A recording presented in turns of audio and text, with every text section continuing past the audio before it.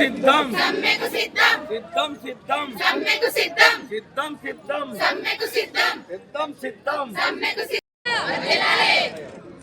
విలీనం చేయాలి వెంటనే ప్రభుత్వంలో విలీనం చేయాలి ఆర్టీసీ విలీనం చేయాలి ప్రభుత్వంలో వెంటనే విలీనం చేయాలి కోరికలు వెంటనే పరిష్కరించాలి కోరికలు వెంటనే కార్మికుల న్యాయమైన కోరికలు వెంటనే కార్మికుల ఐక్యత కార్మికుల ఐక్యత కార్మికుల ఐక్యత Genghis Khan ప్రభుత్వంలో incoming call. వెంటనే కార్మికుల ఐక్యత కార్మికుల ఐక్యత కార్మికుల ఐక్యత కోరికలు వెంటనే న్యాయమైన కోరికలు వెంటనే న్యాయమైన కోరికలు వెంటనే ఆర్టీసీ ప్రభుత్వం వెంటనే ఆర్టీసీ ప్రభుత్వం గతం నుంచి కూడా మా న్యాయమైన కోరికలు గత ప్రభుత్వం కూడా విస్మరించి ఆర్టీసీని రోడ్డు మీద పడేసే మార్గం చేసింది. మీరు వస్తే మాకు మంచి చేస్తారని చెప్పేసి కార్మికులకు అంతా ముందుండి గెలిపించుకున్నాము. గెలిచిన తర్వాత మేము మన ప్రజాపాలన గవర్నమెంట్ మంచిగా కార్మికులకి ప్రజలకి చేదోడు వాదుడుగా ఉంటారని చెప్పేసి మేము కోరుకున్నాము. పదే పదే మీకు మేము విజ్ఞప్తి చేసినా కూడా మా యొక్క విజ్ఞప్తులు మీరు పెడదారిన పెట్టి సమ్మెకి దారితీసే పరిస్థితులు కల్పించారు. ఇకనైనా అర్థం చేసుకొని ఆర్టీసీని గవర్నమెంట్లో విలీనం చేయాలా. మనం ఏపీఎస్ఆర్టీసీగా ఉన్నప్పుడు ఆంధ్ర తెలంగాణ ఉమ్మడిగా ఉన్నప్పుడు ఉన్న ఆర్టీసీ ఇప్పుడు వాళ్ళు ఏపీఎస్ఆర్టీసీగా అవతరించి వాళ్ళ గవర్నమెంట్ వాళ్ళని విలీనం చేసుకున్నారు. వాళ్ళకి సాధ్యమైంది, మనకెందుకు సాధ్యం కాదు? ఆర్టీసీలో 32 డిమాండ్లతోటి సమ్మె నోటీస్ ఇవ్వడం జరిగింది.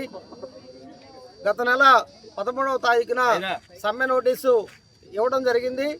అయితే ఇప్పుడు ఏదైతే కమిటీ చేసామని చెప్తున్నారో 13వ తారీఖున సమ్మె నోటీస్ వేస్తే ఇప్పటి వరకు కమిటీ చేయకుండా సమ్మె తేదీ ప్రకటించిన తర్వాత కమిటీ చేసిందంటే ఇది సమ్మెలోకి నెట్టడానికే ప్రభుత్వం ప్రయత్నం చేసింది తప్ప సమ్మెను నివారించడానికి ప్రయత్నం చేయలేదు.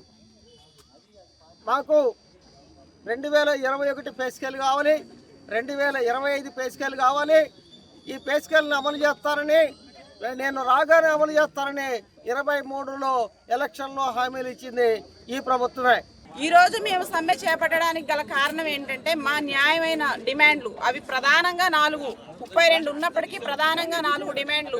1 ప్రభుత్వంలో విలీనం చేయడం, 2 యూనియన్లు పునరుద్ధరించడం, అదేవిధంగా మాకు న్యాయబద్ధంగా రావాల్సినటువంటి 2 పే స్కేల్ని మీరు తక్షణమే ఇవ్వడం. మీరు 2023లో అధికారంలోకి వచ్చే ముందు స్పష్టంగా మేనిఫెస్టోలో పెట్టడం జరిగింది. ఈ హామీలను అమలు చేస్తాం, మేము ఆర్టీసీ కార్మికులు న్యాయం చేస్తామని చెప్పేసి మీరు సభల ముఖంగా ప్రత్యేకంగా ఆర్టీసీ కార్మికులకు కూడా సభలు పెట్టి చెప్పడం జరిగింది. ఆ రోజు మేము ఎంతో ఆనందించాం. సార్ సీఎం రేవంత్ రెడ్డి గారు అధికారంలోకి రావాలి, మా కోరికలు మా యొక్క న్యాయబద్ధమైనటువంటి డిమాండ్లు సార్ తీరుస్తారు అని చెప్పేసి ఎంతో ఆశగా ఎదురు చూసి మీరు గెలిచిన రోజు కూడా మేము ఎన్నో సంబరాలు చేసుకోవడం జరిగింది సార్. మేమే కాదు మా కుటుంబ సభ్యులందరూ కూడా మీ గెలుపుకి మేము ప్రత్యక్షంగా పరోక్షంగా పనిచేయడం జరిగింది. మీరు ఆ విషయం గ్రహించి మా యొక్క న్యాయబద్ధమైనటువంటి డిమాండ్లను మీరు పరిష్కరించాలి. 32 డిమాండ్లతో జేఏసీ ముందుకెళ్ళింది. అయితే నిన్న జేఏసీ మీటింగ్లో 13 యూనియన్లు వెళ్ళినాయి. 11 కాదండి వెళ్ళింది, 13 యూనియన్లు వెళ్ళినాయి.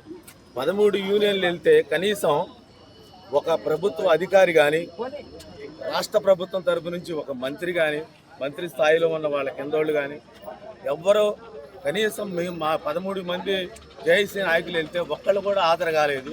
మా వాళ్ళు వెళ్ళారు, వాళ్ళు మా 32 డిమాండ్లు వాళ్ళ ముందు పెట్టడం జరిగింది.